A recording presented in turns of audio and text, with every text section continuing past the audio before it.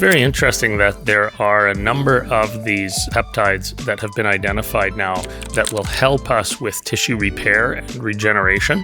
So there's a couple different ways that can happen. One is that there are certain peptides that will specifically act on some of the connective tissues like muscles, ligaments, tendons, and help to repair damage.